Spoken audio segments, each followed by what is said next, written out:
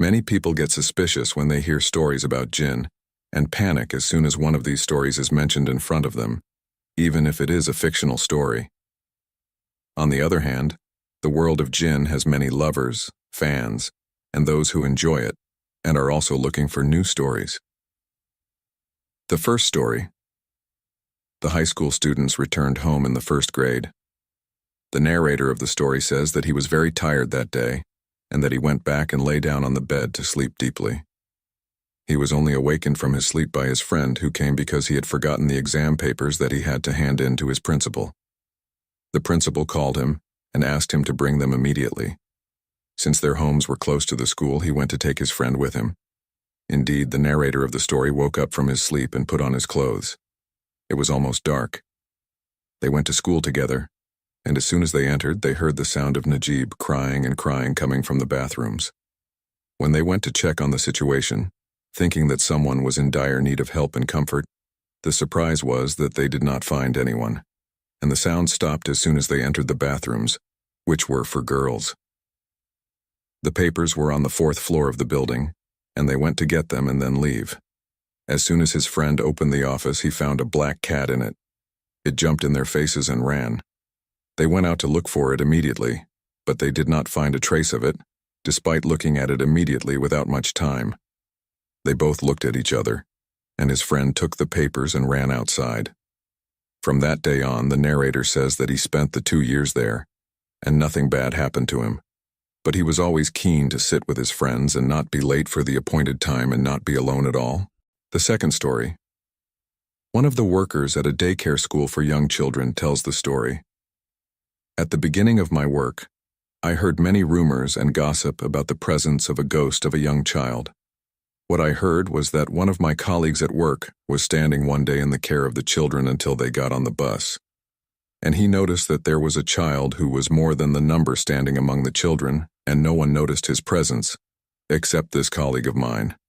After that, he stared at the face of my colleague, who stood stiff and could not utter a single word. As for me, I do not believe the rumors unless I confirm them myself by seeing them and testifying to them. One night before the start of a new year, we were busy with work, and there were 3 of us, me, my colleague, and his wife, who was working as a teacher with us. We saw a child sitting in the dark. At first we thought that he might be the son of one of the neighbors. We asked him a lot about his identity and the reason for his presence in the dark, but he did not answer. We started to watch him from afar, and his behavior was strange and very frightening.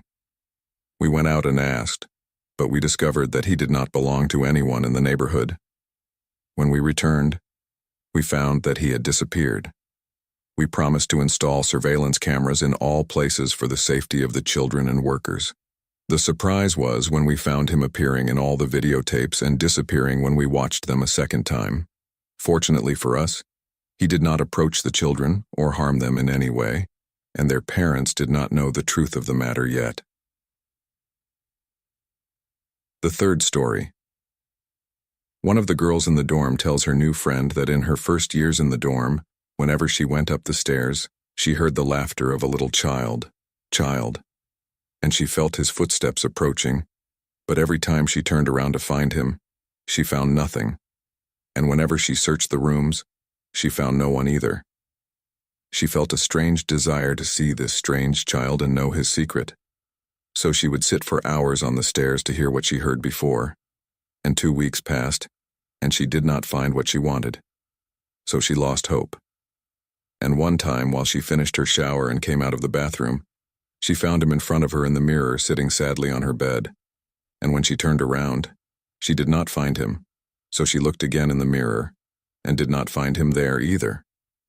She told all of this to her new friend, who was feeling very afraid because she knew that the building itself was an old hospital, and when she expanded the search scope, she found that the room in which the 2 girls lived was originally a room where a little child had died who was suffering from severe pneumonia. One night the new girl was asleep, and her friend had not returned from work yet.